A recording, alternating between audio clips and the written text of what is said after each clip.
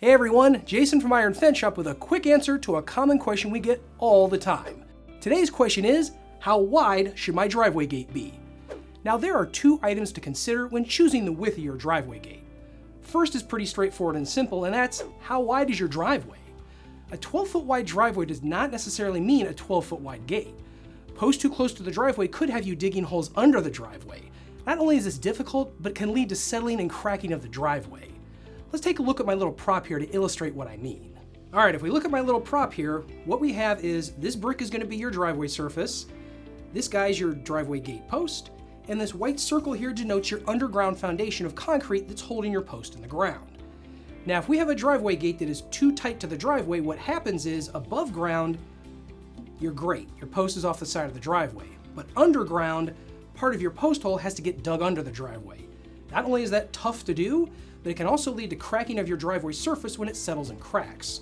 So when thinking about the width of your driveway, don't only forget to take into account your post above ground, but also the foundation of your post underground. Ideally, what we want to see is that the outside edge of your underground post foundation is next to the driveway, not under the driveway. So keep that in mind. It's not only the width of your driveway, but also the hardware and where your post holes are going to fall. Now, it's not uncommon to have a gate 2 to 4 feet wider than your driveway. I see lots of 12-foot driveways with 14, 16, even 18-foot gates, and that takes us into the second item you want to consider when determining your driveway gate width. So that second item is, what is the widest thing you're going to be taking through the gate? Consider not only your daily driver car, but any vehicle such as RVs or trailers or toy haulers or anything you're going to be pulling through that gate as well. Also, think about emergency or contractor vehicles that may need to access your yard. While tight, a 12-foot wide gate would allow just about any larger vehicle like an ambulance or a tree trimming truck to get through.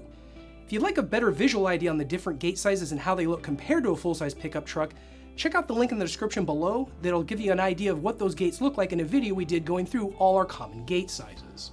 Keep in mind too, it's not only the width of the item you're going through the driveway gate with, but how you're coming at the gate. If you can straighten your vehicle out and line it up with the gate, then the width of the vehicle can be fairly close to the width of the gate. But if you're pulling a long trailer or an RV through and you're coming at an angle from the road, keep in mind that wider gate is going to make angling that through there a lot easier. There is no worse sound than hearing the fender or trailer hit the post of your gate as you're pulling through there at an angle.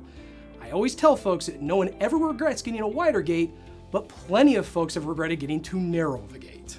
Now, if we can help with any other questions, give us a call at 800-261-2729 or shoot us an email at sales@ironfenceshop.com.